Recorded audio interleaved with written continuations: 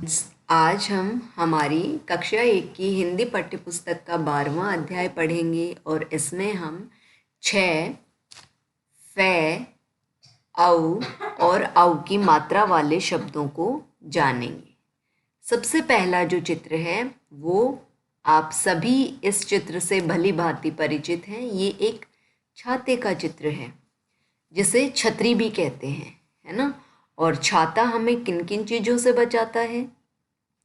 यह बारिश और धूप से हमारी रक्षा करता है। आइए पढ़ना शुरू करते हैं। छतरी अपनी जब खुल जाती, वर्षा धूप से हमें बचाती। वर्षा बारिश को कहते हैं। छतरी जब खुल जाती है तो हमें किससे बचाती है? बारिश से और धूप से। छतरी का जो पहला शब्द है, छतरी शब्द 6 वर्ण से शुरू होता है और 6 वर्ण को इस तरह से लिखा जाता है। ये इसके लिखने का शुद्ध रूप है और आप सभी को भी कोशिश करनी है कि आप इसी तरह से 6 को बनाएं। इसके बाद ये चित्र किसका है? ये फलों का चित्र है ना। और फल हमारी सेहत के लिए बहुत ज़रूरी होते हैं हमें, क्योंकि फलों से हमें बहुत सारे पौष्टिक तत्व मिलते हैं, है ना। हाँ। और हमें अपने भोजन में एक मौसमी फल ज़रूर शामिल करना चाहिए, ठीक है। फल जो शब्द है वो फे वर्ण से शुरू होता है और फे वर्ण को इस तरह से लिखा जाता है। आप में से कुछ लोग कै और फे को एक जैसा बनाते हैं, तो हमें यहाँ अंतर कर लेना है कि फे और कै में अंतर होता है। फे को इस तरह से बनाया जाता है, ये यहाँ ऊपर से जुड़ा हुआ होता है, लेकिन कै ऐसा नहीं होता है, ठीक है। आइए पढ़ना शुरू करते हैं। फल रोजाना खाना है, सेहत खूब बनाना है। हमें रोज़ाना एक फल खाना है और रोज़ाना फल खाना है और खूब सेहत बनानी है, यानी अपने स्वास्थ्य को अच्छा रखना है। इसके बाद यह जो चित्र है यह एक औरत का चित्र है ना। इसे नारी भी कहते हैं, स्त्री भी कहते हैं, ठीक है। आपकी मम्मी जो हैं या दादी माँ जो हैं वो भी एक औरत हैं। औरत जो शब्द है वो औ से बना है। औरत ममता की मूरत है, भोली भाली सूरत है। मूरत मूर्ति को कहते हैं, तो औरत को ममता की मूरत बताया गया है और कहा गया है कि उसकी सूरत यानी चेहरा, उसका चेहरा भोला भाला है। इसके बाद यह जो चित्र है यह एक पक्षी का चित्र है और आप सभी इसे भी भली भांति जानते हैं, है ना।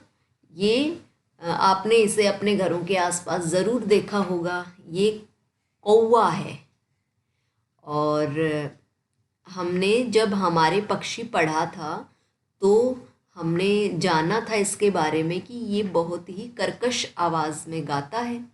इसकी आवाज़ कड़वी होती है। जब ये बोलता है तो ऐसा लगता है हमें कि अब ये या तो चुप हो जाए या फिर हम इसे वहाँ से उड़ाने की कोशिश करते हैं, है ना।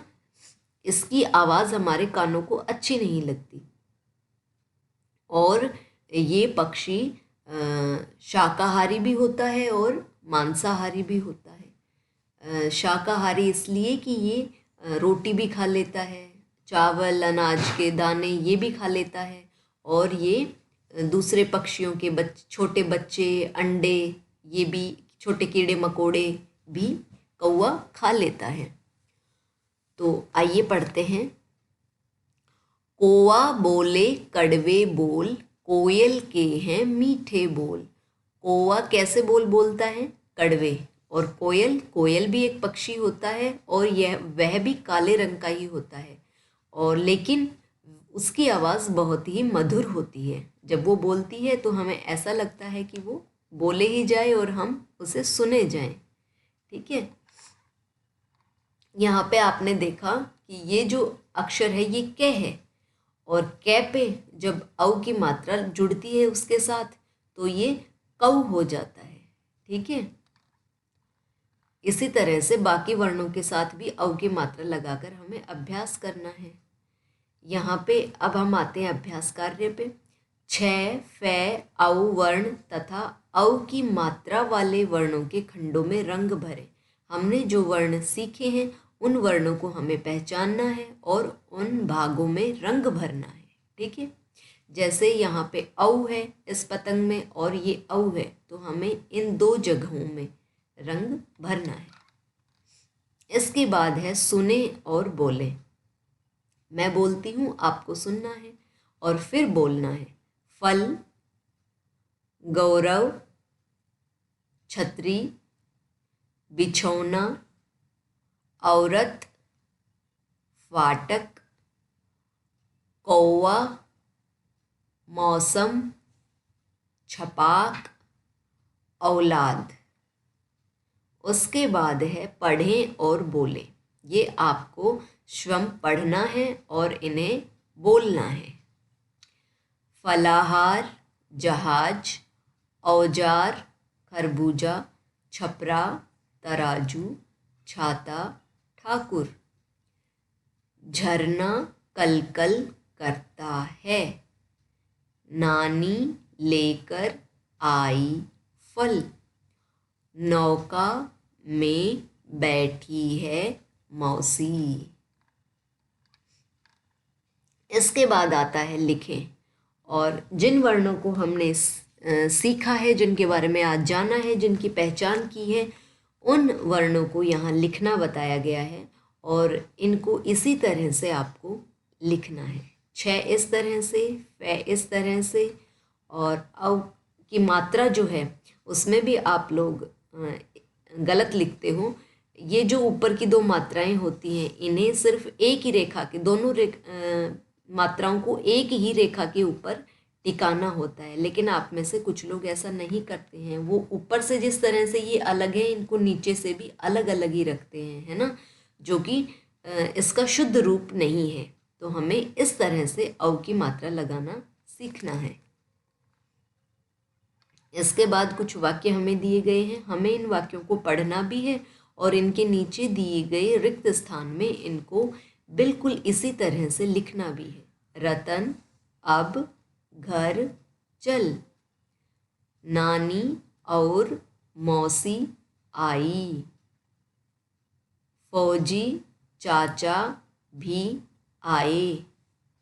रानी ने बिछौना बिछाया। बिछौना बिस्तर को कहते हैं। इसके बाद है छ, फे, औ वर्णों एवं औ की मात्रा से नए शब्द बनाए। हमने जो ये तीन वर्ण और एक मात्रा जो आज सीखी है, उनसे शुरू होने वाले हमें नए वर्ण ढूंढने हैं। ठीक है, और उन वर्णों को हमें यहाँ लिखना है। ये कम से कम 3 तो होने ही चाहिए, और अगर ज़्यादा हैं तो बहुत अच्छी बात है। इसके बाद है पेंसिल घुमाएं और रंग भरें। ये हमें फलों की एक टोकरी दी गई है और हमें इसमें रंग भरना है। हमें कोशिश करनी है कि फलों के जो वास्तविक रंग होते हैं हम वही भरने की कोशिश करें, है ना, प्रयास करें। और ये सारा होमवर्क, गृह कार्य आपको, अगर आपके पास पाठ्यपुस्तक है तो उसमें करना है, और अगर नहीं है तो आपको ये कार्य नोटबुक में करना है। ठीक है, आज बस इतना ही। धन्यवाद।